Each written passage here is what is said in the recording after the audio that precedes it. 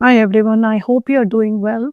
Today I will be talking about how childhood wounds show up in your adult life. If you have ever found yourself reacting in ways you don't fully understand, feeling triggered by situations that seem small, or repeating patterns you promised yourself you're done with, this video is for you.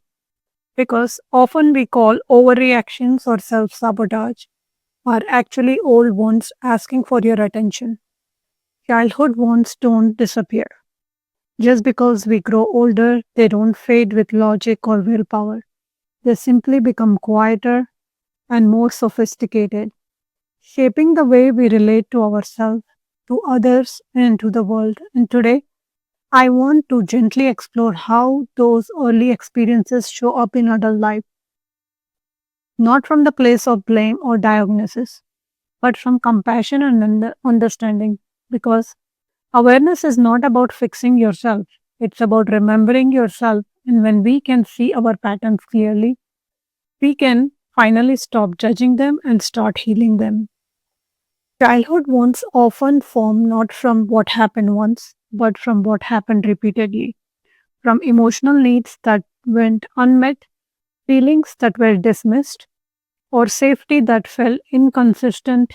And as children, we don't have the capacity to say, this environment is unsafe. Instead, we internalize it as something must be wrong with me. And those internalized beliefs quietly become the foundation of our adult behavior. When a child grows up feeling unseen, they may become an adult who over explains, overperforms, or constantly seeks validation. When a child learns that love is unconditional, they may grow into an adult who people pleases, overgives, or fears being authentic. When a child experiences unpredictability or emotional abandonment, their nervous system may learn to stay on high alert, leading to anxiety, control, or difficulty trusting even safe people. And these patterns don't mean you're broken, they mean you adopted because children are incredibly intelligent in the way they learn to survive. Even if survival requires self abandonment, many childhood wounds show up through emotional triggers that feel bigger than the moment, reactions that feel automatic, or relationships that follow familiar cycles. Because the nervous system seeks familiarity before it seeks health. And so, you may find yourself drawn to dynamics that mirror our early experiences, not because we enjoy the pain, but because our body recognizes as unknown. That is why boundaries can feel terrifying for someone who learned that love was withdrawn when they asserted needs. Why rest can feel unsafe for someone who learned their worth came from productivity. Why intimacy can feel overwhelming for someone who learned closeness came from loss of rejection, and why self criticism often sounds eerily similar to voices from the past because childhood wounds don't live in the mind alone, they live inside the body. In the way we brace, shut down, overfunction, or disappear.